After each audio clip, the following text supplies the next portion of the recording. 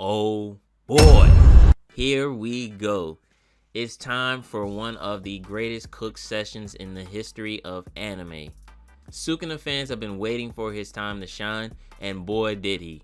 Jogo tries to kill the Doublemint twins, but realizes that one of his arms is missing.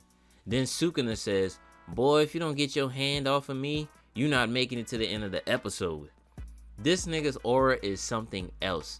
Jogo said, Gojo is built different, but Sukuna is built different. This man was more menacing than Dio on the stairs. More menacing than Patrick screaming wee woo at SpongeBob. Which is low-key funny because Jogo low-key looks like Patrick. If he had spiritual pressure, it would be Aizen's. Sukuna is so terrifying that they were questioning if it was okay for them to breed. Like, that's crazy to be built like that. He walks up to them and looks at them and says, "I'm 6'2", 250. Why are y'all in my eyesight?" They ducked with the quickness, but Jogo got lit up because he bent the knee instead of going full worship. Sukuna starts with the girls because he is a gentleman after all. They ask him to kill the brain controlling Geto's body. This forces a brief flashback, and if you watched enough anime, then you know what happens next.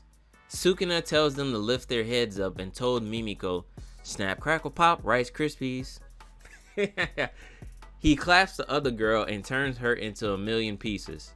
After that, he tells Jogo, "I didn't forget about you." Jogo tells him to make a pact with Itadori, but he looks at them and says, "Nah, I'm gonna do my own thing." And what he says next is so diabolical. He looks at Jogo and says, "As a reward for giving me 10 fingers, I want you to fight me. If you can hit me one time, I'll join your team." Jogo said, "I bet," which was even more stupider than him trying to fight Gojo in season 1. Like, if you knew you couldn't fight the strongest sorcerer, what makes you think you can fight, let alone land a hit on the King of Curses? Before the fight even begins, this man ended up in the first 30 seconds of a BET movie, talking about, "Yep, that's me." You're probably wondering how I ended up here. Sukuna did nasty work to Jogo. Man was laughing like he was at a stand-up comedy show.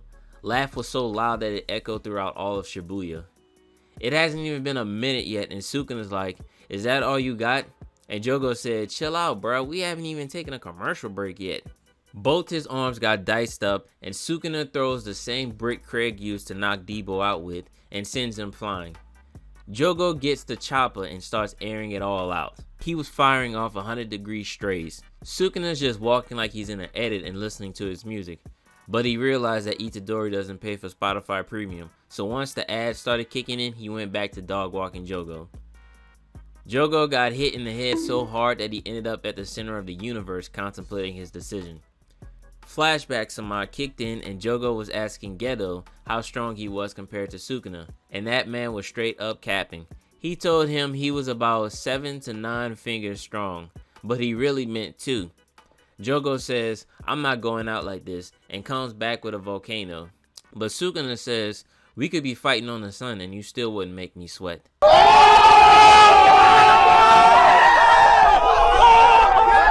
Jogo practically destroyed the city block at this point. He's done more damage to the city than he did Sukuna. Sukuna poses in the air like he's Jesus Christ and looks at the camera and says, "I'm about to show y'all why Mappa never leaves the studio." Jogo's practically defeated at this point, and Sukuna's like, "We're gonna keep fighting till the pre-workout kicks in." The fans wanted to see a show, and that's exactly what they're gonna get. Jogo gets pissed off and is like, "Give me your energy." Sukuna starts moonwalking like a skater on the rink, and we see that Jogo is getting ready to drop the same supernova Frieza used to erase all the Saiyans. All the sorcerers and curse users in the area tried running away, but Sukuna popped out of nowhere like a horror movie and said, "Y'all not running anywhere." This shit was literally like a horror movie. Even I had jumped out of my seat for a second because of how quick he popped up. Sukuna demanded everyone in a 100-meter radius to not move until he said so, and if they did move, he would kill them. Like, bruh, don't you feel the heat right now? This is an IRL sauna right now. We about to die. Sukuna tells them to move, and then we see the ending of Oppenheimer. Jogo's like, "Hey man, that was my best attack. Ain't no way I didn't at least put a wrinkle in his clothes. But Sukuna says that his clothes are wrinkle free, and we see this man sitting down like he was getting ready to drop a pipe bomb. Sukuna's like, let's have a domain expansion battle. But Jogo said, nah man, I'm not getting exposed again. So Sukuna told him, okay, I'll just beat you with your own technique. And Jogo was like, bro, what? When did this man unlock the Sharingan? And we see this man surrounded by flames looking like a member of the Fire Nation. Sukuna's like, I thought it was well known that I was him, but I'm not going to reveal my technique like every anime character does. So you'll have to wait like every non-manga reader has to. Sukuna tells him, let's have a literal firefight and see who's the best fire user. Like, bruh, do you know how embarrassing it is to have someone do your job better than you? Like, this is your craft, something you've been honing for centuries, and you see someone use it for 5 seconds and they're better than you at it? Like, I'd be throwing punches in the air right now. I'd be making a personal phone call to the creator and asking him for a rewrite. What are you prepared to do about it? Don't let no one come into your house, take your meal, do what you need to do today. Like, we don't even get to see how the clash went. They just sent this man straight to the afterlife. He's having conversations with Hanami and Daigon. Then Sukuna pops up in his dream world and tells him the biggest lie before he dies. Sukuna tells him that he actually put up a good fight and that you were a really strong person. Like, seriously? Like, seriously? You telling me that 10-second session with Gojo did make you think, damn, I might have to hit the gym a little bit, bruh? Yeah, okay. After hearing this, Gojo starts crying like a next-gen MC and is like, what is this? Sukuna's like, I don't know why you asking me that for. I'm not bitch made like you. Jesus Christ. Like, bruh, Sukuna, chill. Chill out, bruh, chill. At least let him die happily, bruh. Like, come on. You just rubbing salt in the wound. You just rubbing salt in the wound at this point. Nah, let me stop. I've been wanting to smoke that Jogo pack for a good long time now. And boy, did it feel good. Bum ass should have stayed at a volcano in Hawaii or somewhere, but no, he wanted to be the man, and look where that got him. But this is just the beginning of the cook session because there's more to come. We see Megumi, who's fighting that bum Haruta, and we see him getting ready to use the final summoning for his 10 Shadows technique. Now the funny thing about Megumi summoning Mahoraga I'm not even gonna say this nigga name. Now the funny thing about Megumi summoning this monster is that he's been plotting on this since the very first episode. Every situation he's been in, he's used that same damn pose, but he's been stopped multiple times. Like, this is the anime version of getting the strap. This man woke up every day ready to die, and that's honestly messed up but funny at the same time. Like a bum like Haruta, and you had to use that technique on him? You gotta get better, Fushiguro, bro. You got so much potential. Anyway, Sukuna steps in and tells him that he can't die because he still has these unknown plans for him. Sukuna had to put in more effort to kill this beast than he did anyone else because it could adapt to anything. Mappa once again showed us why hard work pays off.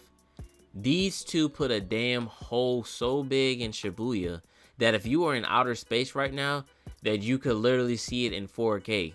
Honestly, honestly, I tried to talk about this fight, but I was left completely speechless because holy shit did they go all out with it. This was easily the most breathtaking and visually stunning fight the season had to offer. I haven't seen a red aesthetic look this good since Roof Piece. And to top it off, Sukuna even said that if he would have used this technique back then, when they fought, that he would have won. After seeing a fight like this, it makes you wonder, how did this nigga die?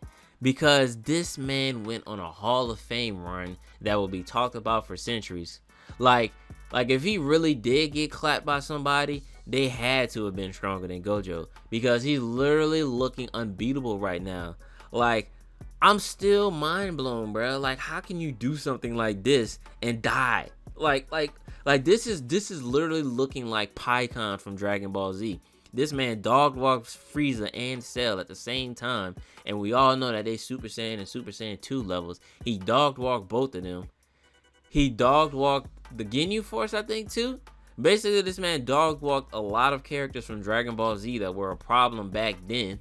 He even squared up with Super Saiyan 1 and 2 Goku with no problems. Even tanked the Kamehameha, and we still don't know how he died. That's literally what Sukuna is looking like right now. Like, how did this man die if he displaying feats like this? Like, it's still crazy. And another thing, what the hell was everyone else during this fight? Like, what was their reaction to all of the madness going on with this fight? Like, I know they had to have felt Sukuna's presence or something, because I bet even Gojo was probably like, damn, I got my work cut out for me when I get out this prison. After everything was said and done, Sukuna told Itadori to enjoy this sight, because that's what it's gonna be like every time I have to save your ass. And this sends Itadori into a state that we haven't seen since Junpei. I appreciate all the support y'all been showing throughout these multiple videos, and I just gotta say, get ready for the next one, because it's gonna be an emotional roller coaster.